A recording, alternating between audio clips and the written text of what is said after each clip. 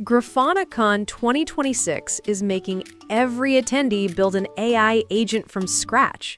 And that's just day one. Wait, are you saying they're turning a conference into a mandatory coding boot camp? So we're covering the Grafana 13 deep dives, the open telemetry integration, and this new Loki architecture?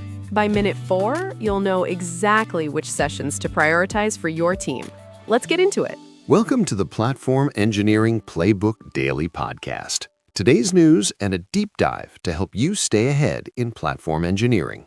Today, we're diving into the GrafanaCON 2026 agenda. Technical talks, hands-on learning, and community connections. Stick around to the end for today's headlines. Let's dive right in.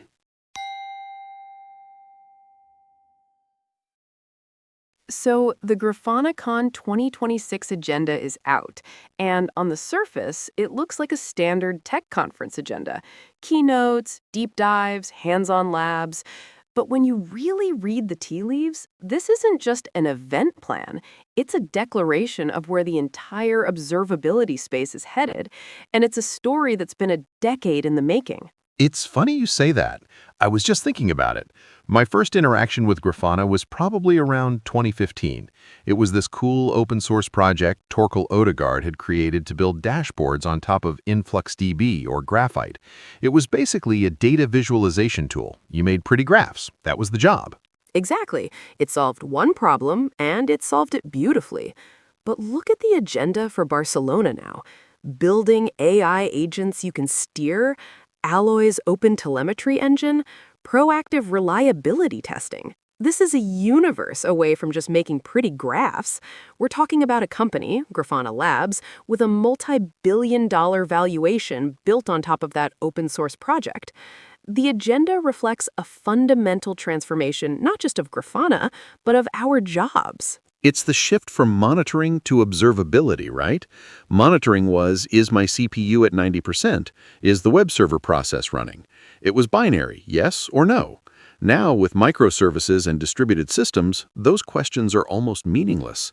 The server can be fine, but the user can't log in because of a cascading failure 3 services away that's caused by a subtle latency issue in a message queue. That's the core of it. The questions have become infinitely more complex. It's no longer, is it up, but why is it slow? And why is it slow only for users in this specific region using this specific version of the app? You can't answer that with a simple CPU graph. You need metrics, logs, and traces, all correlated and contextualized. Grafana's journey from a dashboarding tool to this comprehensive platform is a direct response to that explosion in complexity. They didn't create the need, but they rode the wave better than almost anyone. But they weren't the only ones. You had the ELK stack, you had commercial players like Datadog and New Relic. What was Grafana's secret sauce? Was it just being open source? Open source was the wedge. It got them into every startup and every skunkworks project on the planet. But the real genius, I think, was in their big tent philosophy. They didn't try to own the entire stack from day one. They said, you have Prometheus for metrics? Great, we'll be the best visualization layer for it. You have Loki for logs? We'll integrate it. You have Jaeger for traces? Plug it in. They became the de facto user interface for the entire cloud-native observability ecosystem. They aggregated demand. So while everyone else was fighting over data collection and storage, Grafana was winning the user experience battle. They became the place where developers and SREs actually looked at the data, regardless of where it came from. Precisely. And now, as we see in this 2026 agenda, they're using that dominant position to move down the stack. They're not just a UI anymore. With projects like Mimir for metrics, Loki for logs, Tempo for traces, and now Alloy for collection, they are the stack.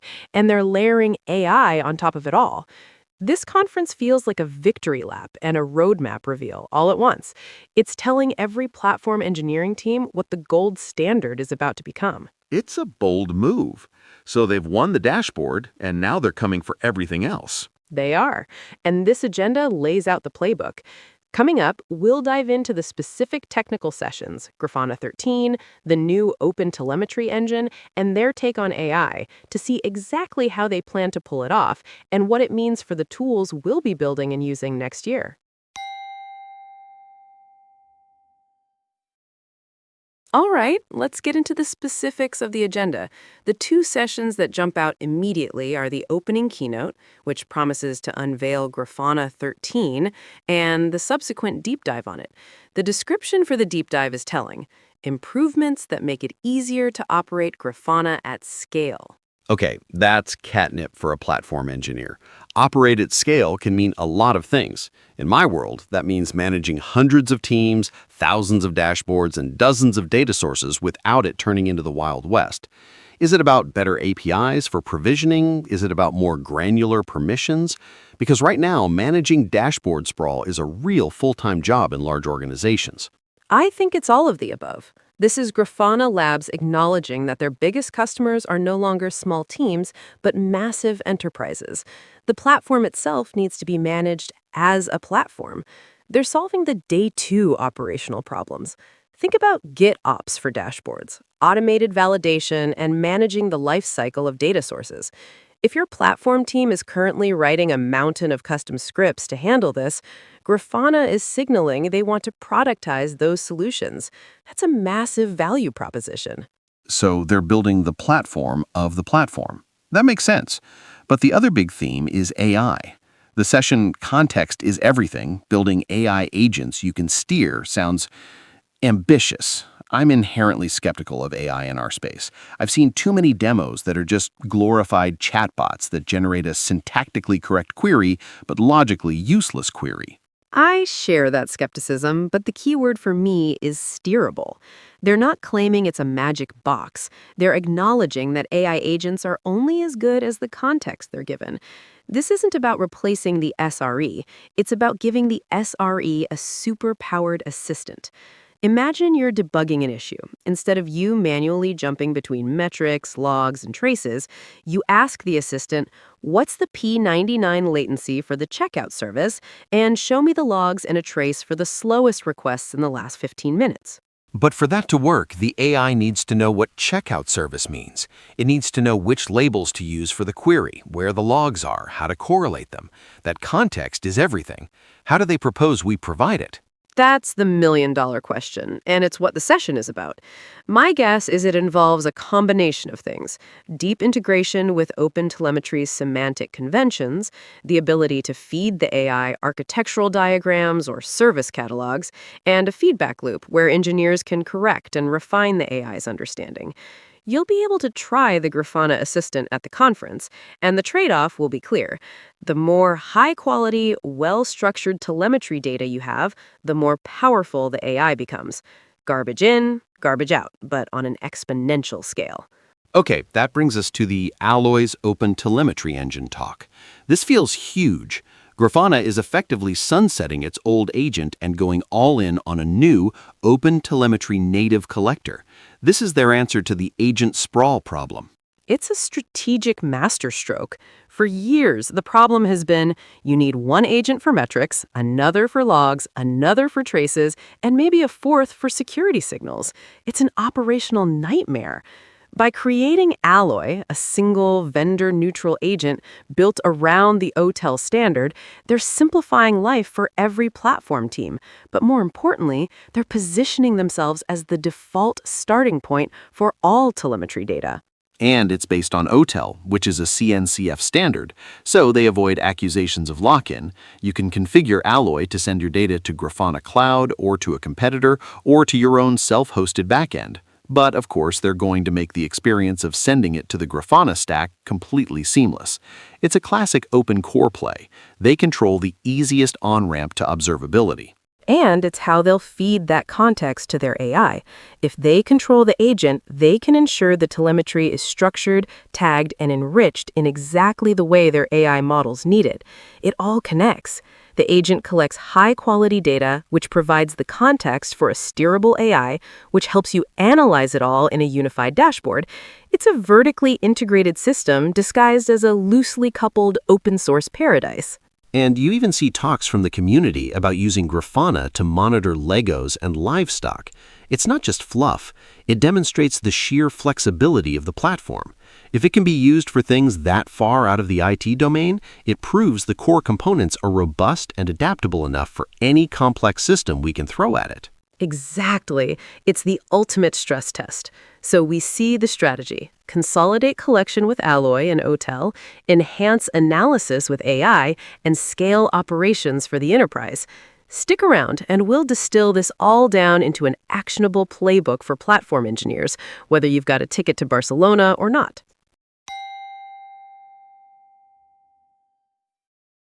So let's make this concrete. Alex, you're leading a platform team. You've just read this GrafanaCON agenda. What's the first thing you put on your team's backlog for the next sprint? Immediately, we're spinning up a proof of concept with Grafana Alloy. No question. The writing is on the wall. The future of telemetry collection is a single OTel-based agent. If we're still running 3 different collectors on our nodes, we're accumulating technical debt. My first action is to task an engineer with taking one of our services and replacing its existing agents with a single Alloy configuration to send metrics, logs, and traces to our existing backends. We need to understand its performance, its configuration language, and the migration path.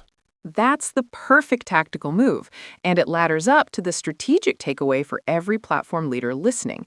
This agenda is a cheat sheet for your 2026-2027 roadmap. You need to be building a paved road for your developers, and Grafana is telling you what that road should be made of. So let's build a quick decision framework from that. Let's do it.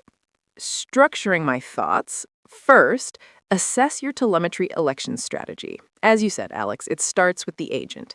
The hands-on lab create telemetry pipelines with OpenTelemetry and Prometheus is a huge signal. If you haven't standardized on OpenTelemetry for instrumentation and collection, you are officially behind the curve. Your platform should offer a single, unified way to get telemetry out of an application, and that way should be OTel. And a key part of that is the semantic conventions. It's not enough to just use OTel. You need to define and enforce a standard for what you call things. Service.name, host.id, customer.tier. This structured data is the fuel for the AI we were talking about. Without it, the AI is useless. Your platform's job is to make it easy for developers to apply these tags correctly. Excellent point. Second framework item: evaluate your Day 2 observability ops. The lab on build and manage dashboards at scale is aimed at a universal pain point. So ask yourself, how do developers at your company provision a new dashboard? Is it a manual process in a UI? If so, it's broken. Your platform should provide a GitOps-style workflow, dashboards as code stored in a repo, automatically provisioned, and with policies to prevent sprawl and decay. And a gotcha there is that dashboards as code can be really painful if the JSON or YAML is super verbose. A good platform abstracts that away. Maybe you provide a simpler CRD or a helper library that generates the complex Grafana JSON. The goal is to make the right way the easy way. Absolutely. And the third item for the framework: create an AI sandbox. You don't have to wait for Grafana 13. The Grafana Assistant is already available in Grafana Cloud. Your action item is to create a safe space for your team to experiment with it. Connect it to a non-production data source and start asking it questions. See where it succeeds and where it fails. This will teach you more about the quality of your own telemetry data than anything else. That's a great idea. It's like a free audit of your observability data hygiene. If the AI can't figure out your system, chances are a new human engineer won't be able to either.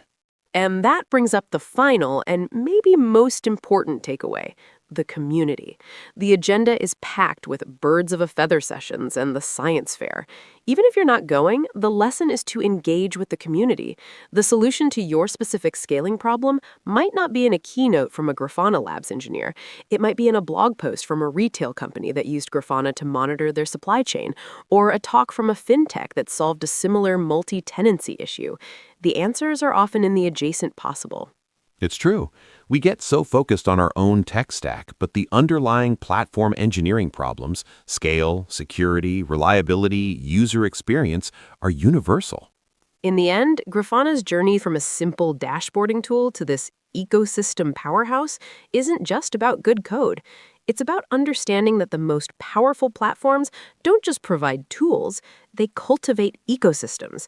This GrafanaCON 26 agenda isn't just a schedule of events, it's a blueprint for the next generation of observability platforms. They're broadcasting their entire playbook. The only question is whether platform teams are ready to build it. Before we wrap up, let's catch up on this week's infrastructure news. There's a fascinating new piece from AWS about the hidden costs lurking in cloud architectures. The AWS Architecture blog just published an analysis using their well-architected framework, and the numbers they're uncovering are pretty eye-opening. Hidden costs? I thought the whole point of cloud was transparent pricing. What are they finding? It's not about the pricing itself. It's about unoptimized architectures. They're showing how poor security configurations, over-provisioned resources, and availability misconfigurations can balloon your bill without you even realizing it. That's exactly what platform teams need to watch for. Speaking of platform teams, Launch Darkly dropped a really practical guide on release platform migration strategies. Yes, this one's gold for anyone planning a migration. They're not just talking theory, they've included a complete example walkthrough.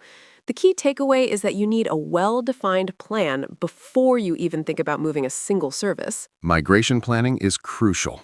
You know what else is crucial? Actually knowing when things break. Datadog just published something interesting about using synthetic monitoring to simplify troubleshooting across user journeys. Their approach is clever. Instead of waiting for users to report issues, they're proactively monitoring the entire digital experience path. The platform can catch problems before they impact real users. Traditional monitoring is definitely struggling these days. Have you seen the new Stacks piece on why ITOps is failing with AI incidents? This one's a wake-up call. They're arguing that AI incidents are fundamentally different from traditional system failures. The unpredictability and complexity of AI systems means our old incident management playbooks just don't work anymore. Organizations need to completely rethink their approach. Speaking of rethinking things, Pulumi just dropped version 3.225.0 with some interesting updates. The big news here is automatic secret handling for invoke outputs. If you pass a secret input to an invoke function, Pulumi now automatically makes the output secret too, even if the provider doesn't natively support secrets. That's a nice security enhancement. What else? They've enabled journaling by default now. That's their state tracking mechanism for better reliability. You can still disable it with an environment variable if needed. Plus, the engine now handles provider option inheritance in resource registrations, which should clean up a lot of boilerplate code. Those quality of life improvements really add up. That wraps up today's news. That's our show for today. If you found this valuable, please subscribe and share with a friend who'd appreciate it. Drop us a comment with your thoughts on today's topic. Links to everything we discussed are in the show notes. And check out platformengineeringplaybook.com for more resources and guides. Until next time.